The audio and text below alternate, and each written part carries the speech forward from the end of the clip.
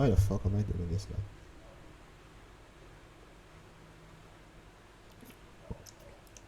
now? Alright, let's try our best to get through this shit. Okay, I didn't read the other feedback for Final Spool that much, but here we go. General thoughts. I've already talked about how the pool difficulty is scaling way too much, way too suddenly. Others have already given feedback on it, and it sounds like the pooler just disagrees on this, so it's kinda whatever at this point. The other big picture idea I want to discuss is pooling for a tapping tournament as a whole. Simply put, there is a diversity problem which led to a motivation and enjoyment problem for me. Over the past few rounds, I lost a lot of motivation to practice and grind these maps, something that doesn't really happen for me as a huge practice player. Especially on higher SR pools, it's quite common for me to sight read around 1 to 200k and then be able to double or triple my score over the course of a week of practice. So losing practice motivation really hurts me, especially on larger pools where there's a lot of maps to practice. The reason I lost motivation was because a lot of the maps started to feel like the same thing rehashed with a slightly different presentation. Noma 3 has mostly been restricted to flow and rhythm control, with lots of maps feeling similar in this regard. Hard Rock 2 had an issue of always being some 150 BPM flow out map earlier in the tournament, which was swapped out for rhythm control in later rounds. Although the diversity here was less of an issue, it still felt questionable and quite similar across maps. Similar thing with Hard Rock 1 being Hard Rock streams, Hidden 1 being Hidden streams, Nomad 4 being finger control cut stream tech, Fremont 3 being stamina, etc. There are definitely slots that suffer more than others, and these are just some of the ones that stood out to me. Particularly, Nomad 1, Nomad 2, Hidden 1, and Hard Rock 1 felt very similar for me for many rounds in a row, and this is a big part of where my practice fatigue came from. In normal tournaments, the similarities of these slots is addressed by having different kinds of aim, whether it be high BPM aim, awkward aim, aim with some sort of gimmick like AR-10, perfect stacks, light tech, etc.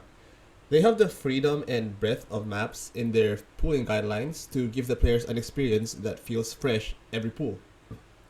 There's a lot of variety in Nomad 4 and Nomad 3s, with some maps even combining the two archetypes into alt tech, like in 5-Digit World Cup 2025 Grand Finals. A lot of this diversity is lost when you restrict yourself to only pooling tapping. It's only natural, but this is a reason why other tapping tournaments like Speed Cup and Vivid Veritas don't use slot pooling. To give credit where credit is due, the poolers did a good job of touching on most aspects of tapping. We've had all sorts of tapping gimmicks, from hidden flow aim to hard rock OD10 speed to precision rhythm with BPM changes, high AR, DT finger control, etc., on top of the standard draw mechanics. The one thing I can complain about in this regard is getting the same map in Fremont 3 for 2 rounds in a row and not having a normal tapping double time pool. Regarding that complaint specifically, there was a discussion in Unknown Thread the other day about double time 2s and how tapping players like when skill cap maps are pooled. I haven't heard of this preference from tapping players personally, but I can imagine that it comes from how it's harder to get combo gained by a worse tapping player if the tapping map is just really hard.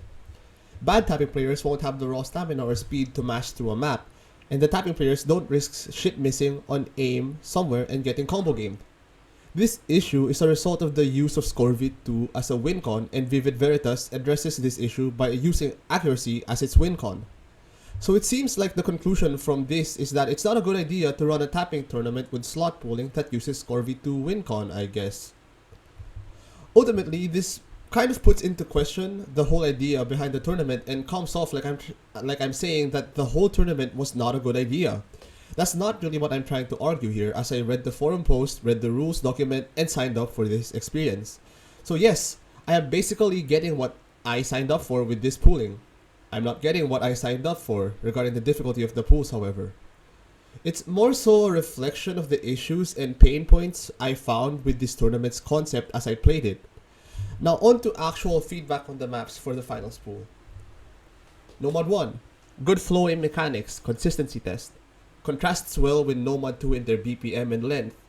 Has a little bit of aim that might get you yelled at in a traditional Nomad 2, but it's exactly the kind of map that you could pull for this tournament and is consistent with other Nomad 1s going all the way back to qualifiers. Nomad 2. Good higher BPM streams check, contrasts well with Nomad 1. Nomad 3. Good rhythm and aim control check. Nomad 4. Good figure control and cut stream tech check. Some people might be upset about the aim component of cut streams in a tapping tournament, but diversity issues something, see my earlier discussion. It's probably fine and hard to do better. Nomad 5. Is this Nomad 4 or Nomad 5? I couldn't tell with the amount of sliders. The leniency on the buzz sliders is actually the most annoying part of this map, and same with Free Mod 3 down the road. Nomad 6. Good density tapping gimmick, just a KT Gister map. Hidden 1 and Hidden 3. Giving feedback together because they felt like the same map but one is more difficult than the other. I know the pooler has said already that they don't agree with this take, but it also seems like a lot of players think the same way I do about these maps. So perhaps the pooler needs to consider the player experience with these maps and reevaluate their standards. Hidden 2. I like the AR 7.5 and changing rhythms. As I said already, my friend Ioanni approves of this map and he's a huge reading player. The bursts having different rhythms throughout the map is a really good test of rhythm sense and comfort on AR 7.5 Hidden. I personally think that this could have been one round later, but it's probably fine in 6.6 stars as well. Hard Rock 1. 200 BPM flow aim and Hard Rock mechanics test. Fits the bill for tapping Hard Rock 1 pretty well. Suffers from the same diversity issues I mentioned above. Hard Rock 2. 1/5 snaps are so weird, but that makes the map really good as a gimmick test, especially combined with CS 6.5, OD10, and AR10. Unfortunately, the map is also mistimed and needs about plus 20 MS, which makes a huge difference in Hard Rock. Hard Rock 3. Kind of aim adjacent, but this is very much within the acceptable realm. I really like the pick, but lots of people around me say this map clearly came around too early, and I kind of agree. The tech part at the end is really hard, aim and reading wise. The rest of the map isn't too bad, but still quite difficult for 6.6. Great song choice though. Double Time 1. Tapping Double Time 1 at AR 10.3. Not much to say here. Last round's Double Time 1 was figure control 10.3 reading, so I'm not sure what you want to do with this slot. That map could have been Double Time 3 as well. I will say, this is more in line with what I expected from this slot. Double Time 2. Pulled way too early. Like 1 to 2 rounds too early. And many around me agree with this sentiment. Very good as a raw stamina test, but way too hard for the pool. Double Time 3. Good double time figure control test. I think I needed like minus 10 MS offset, but not sure.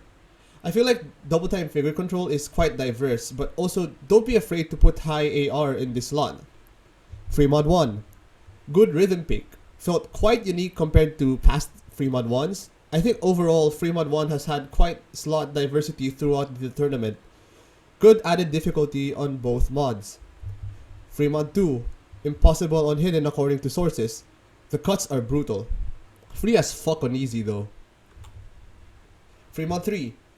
Felt really similar to other maps in the pool, although we did need like a 220 to 230 BPM all-round tapping test, speed, stamina, finger control.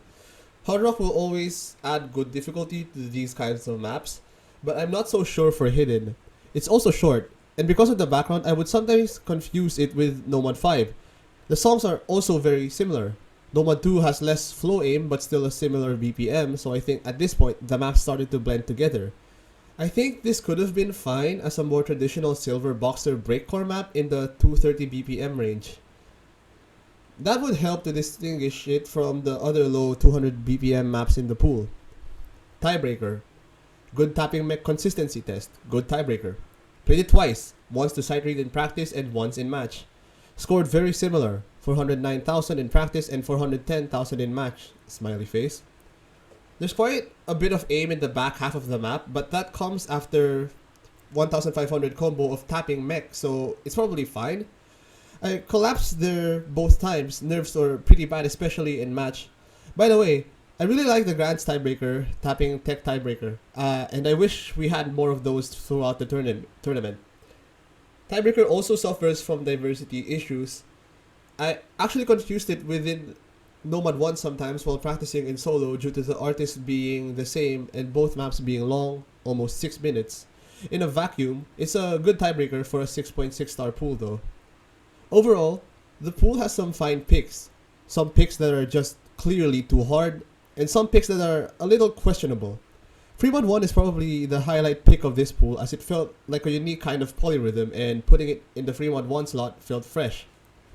Thanks for hosting and bringing the tournament all the way here despite the issues with the other host. Chanti, your passion for making this tournament happen has really impressed me, especially with what happened with the finals pool showcase video. Pool showcase show matches were fun too. Thanks for making this tournament a fun experience.